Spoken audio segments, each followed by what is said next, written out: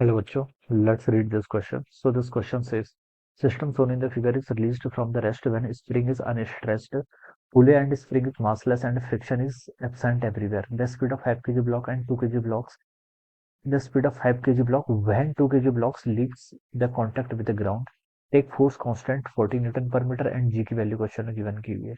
ठीक है, चलिए बच्चों, इस क्वेश्चन को अब हम स्टार्ट करते हैं।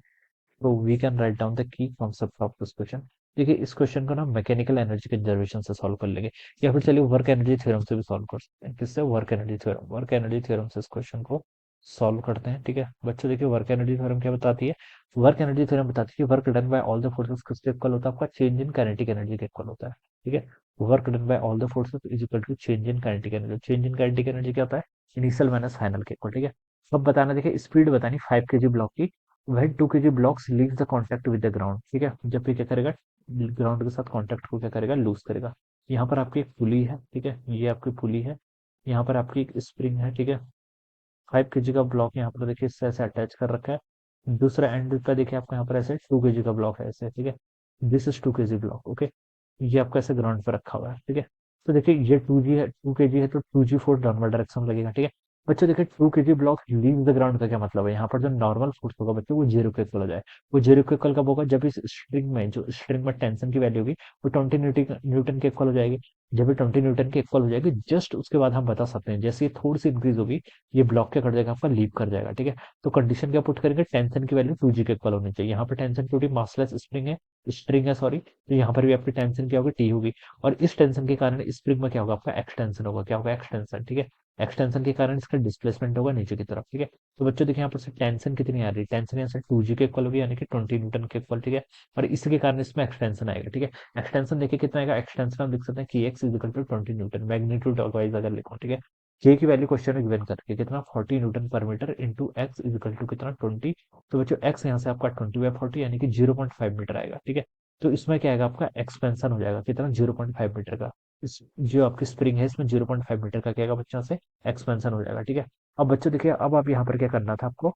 आपसे क्वेश्चन में पूछा क्या है? क्वेश्चन में हमसे पूछा गया कि speed of the block calculate करनी है। ठीक है, 5 kg की इनिशियली रेस्ट पे था। ठीक है, इनिशियली क्या था? रेस्ट पे था। ठीक है, अब इस पर देखिए 5 kg पर एक 5G फोर्स लग रहा है। ठीक है, स्प्रिंग इसको अपनी तरफ खींचेगी, तो स्प्रिंग के कारण जो फोर्स लगेगा कि एक्स वो ऊपर की तरफ लगेगा। ठीक है, ये स्प्रिंग, इसको हम टेंशन ही लिख सकते हैं, ये ऊपर की तरफ लगेगा। ठीक है, क्योंकि स्प्रिंग देखिए क्या होगी, इसके कारण एक्सपेंड होगी, तो स्प्रिंग एक्सपेंड होगी तो उसकी टेंडेंसी होगी अपनी नेचुरल पोजीशन पाने की, तो टेंशन फोर्स ऊपर की तरफ लगेगा।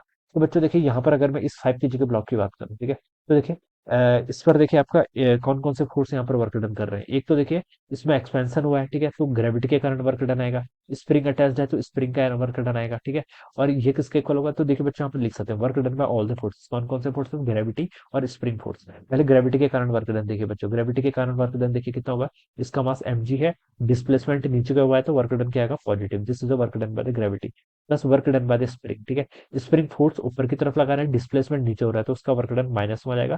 तो अब इसको ऐसे लिख लीजिए, माइनस के एक्स का स्क्वायर। एक्स का यहाँ पर आपका जो एक्सपेंशन होगा। ठीक है, इट इज इक्वल टू, ये किसके इक्वल होगा बच्चों? देखिए ये आपका चेंज इन काइनेटिक एनर्जी का इक्वल होगा। इनिशियली आपका रेस्ट पर था, फाइनली ये आपका हाफ, इसका मास कितना? 5 kg इंटू मान लीजिए फाइनली v स्पीड में आ गया, तो ये आ जाएगा यहाँ से। ठीक है, अब देखिए बच्चों इसको सॉल्व करते हैं। एम की वैल्यू क्वेश्चन में गिवन कर रखी है, इसका मास 5 kg के इक्वल है, तो यहाँ से 5G की वैल्यू चलिए 10 रख लीजिए, तो आपका 50x हो जाएगा। माइनस देखिए हाफ, के की वैल्यू क्वेश्चन में गिवन कर रखी है 40 इंटू कितना? आपका एक्स का square, it is equal to 5/2 into V square, ये हो जाएगा। ठीक है, इसको देखिए थोड़ा और सिंप्लीफाइड कर लीजिए। एक्स की वैल्यू यहाँ से 0.5 है। ठीक है, तो इसको यहाँ पर पुट करेंगे तो ये 25 हो जाएगा। माइनस 40/2 कितना होगा? 20 इंटू एक्स का स्क्वायर। एक्स आपका 1/2 है, इसका स्क्वायर करेंगे तो 1/4। It is equal to 5/2 V का स्क्वायर। ठीक है, ये हो जाएगा 25। यहाँ से इसको सब्ट्रैक्ट करें तो 5, ये कितना होगा? 20। ठीक है, तो 20 इज इक्वल टू कितना आ गया यहाँ से आपका? 5/2 वी स्क्वायर के इक्वल। ठीक है, इसको यहाँ से सॉल्व करेंगे तो 4 टाइम्स कटेगा, 4 इंटू 2 8, वी स्क्वायर 8 के इक्वल। तो वी की वैल्यू यहाँ से आपकी 2√2 मीटर पर सेकंड के इक्वल हो जाएगी। तो ये आना चाहिए, यहाँ से यही पूछा गया था ना हमसे, स्पीड पूछी गई थी, तो 2√2 मीटर पर सेकंड, यानी कि बी ऑप्शन इसका राइट होगा। राइट, तो इस तरीके से सॉल्व करेंगे। So I hope you all understood this concept. All the best and thank you so much.